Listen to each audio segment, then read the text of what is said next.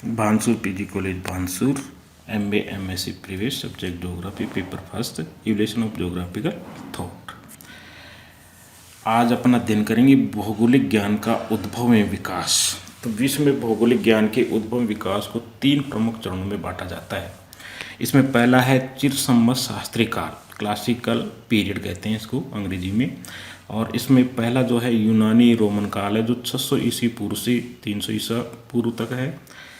और दूसरा है प्राचीन भारत का भौगोलिक ज्ञान, ये शुरू होता है 1200 ईस्वी पूर्व से 600 ईसा पूर्व तक। इसके बाद में मध्य युग में भूगोल का विकास, development of geography during the middle age. तो इसको भी 2 भागों में बांटा गया है। पहला है अरब भूगोल का विकास, डेवलपमेंट ऑफ ज्योग्राफी 700 से 1500 ईसा तक। और दूसरा जो है पुनर्जागरण काल या इनोवेशन काल है, age of Renaissance and exploration 1500 से 1700 ईसा तक। तीसरा जो है उसको है आधुनिक भूगोल का विकास, डेवलपमेंट ऑफ मॉडर्न ज्योग्राफी 1800 से लेकर के 2000 ईसा तक। अब चिरसम्मत शास्त्रीय जो काल है, क्लासिकल पीरियड, अब इसमें भूगोल की जो आधारशिला है प्राचीन सभ्यताओं के द्वारा डाली गई थी। और वह सभ्यता भूमध्य सागर के पूर्वी भाग में यूनानी और रोमन काल में विकसित हुई।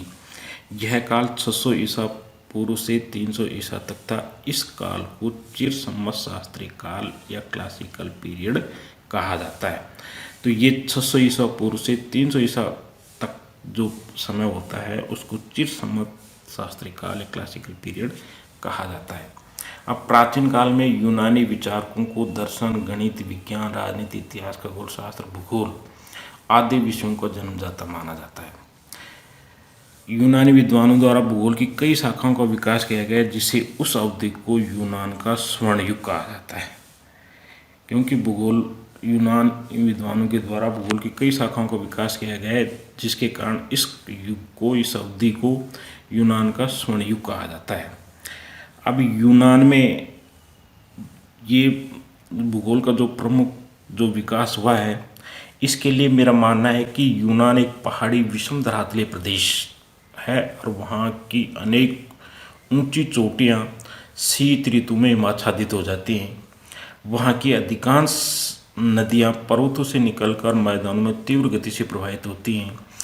अनेक जल संयोगी देशों के अंदर तक प्रवेश कर गई हैं जिसने तटों को अत्यधिक कटाफटा बना दिया है, जिसके कारण तटों पर पोताश्रय का विकास हुआ है। इसी कारण वहाँ के निवासियों में स्वावलंबन, स्वतंत्रता, नौकायन की कला के प्रति प्रगाढ़ प्रेम था।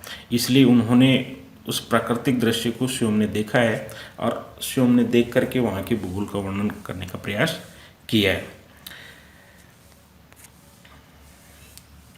तो यूनानियों के द्वारा भौगोलिक अन्वेषण अर्थात पृथ्वी के विभिन्न प्रदेशों को घूमना और उनका ज्ञान प्राप्त करना, ज्ञात स्थानों के चार्ट एवं मानचित्र बनाना। तीसरा है एकत्रित भौगोलिक ज्ञान सामग्री का विश्लेषण करना और लिपिबद्ध करना। तो अन्वेषणकर्ताओं ने नए प्रदेशों की खोज कर उनका ज्ञान प्राप्त किया और उनके स्थल मानचित्र भी बनाए। उनके क्या बनाए? स्थल मानचित्र बनाए। भौगोलिक ज्ञान सामग्री का विश्लेषण व उन पर चिंतन विशेष रूप से यूनान में हुआ है, इसलिए इस देश को प्रथम भूगोल विदों का देश कहा जाता है। भूगोल के अध्ययन को वैज्ञानिक दृष्टिकोण देने का श्रेय भी इसी देश के प्राचीन विद्वानों को दिया जाता है, जिसमें सबसे पहला भूगोलवेत्ता है वो होमर है। अब इसमें होमर का जो पीरियड रहा है वो 1050 ईस्वी पूर्व से 900 ईस्वी पूर्व तक है। और प्राचीन यूनान काल में भूगोल संबंधी विचारों को सर्वप्रथम प्रस्तुत करने का जो श्रेय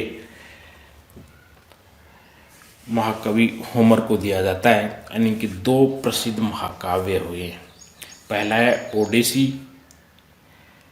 अब ये जो ओडेसी है इसमें भौगोलिक यात्राओं का विवरण कविताओं के माध्यम से दिया है। दूसरा जो महाकाव्य है वो इलियड है। इसमें पृथ्वी की आकृति और वायु राशियों का विवरण दिया है। अब होमर का ये मानना है कि पृथ्वी समतल वृत्ताकार चारों ओर से एक समुद्री धारा से घिरी हुई। उनके अनुसार सूर्य का जो उदय पूर्व में समुद्री धारा से होता है, पश्चिम में उसी धारा में क्या हो जाता है, अस्त हो जाता है। अब होमर ने 4 स्वर्गों की कल्पना की थी जो पृथ्वी के चारों दिशाओं या कोणों पर स्थित माने गए। उनके ग्रंथों में 4 प्रकार के हवाओं का भी वर्णन किया है।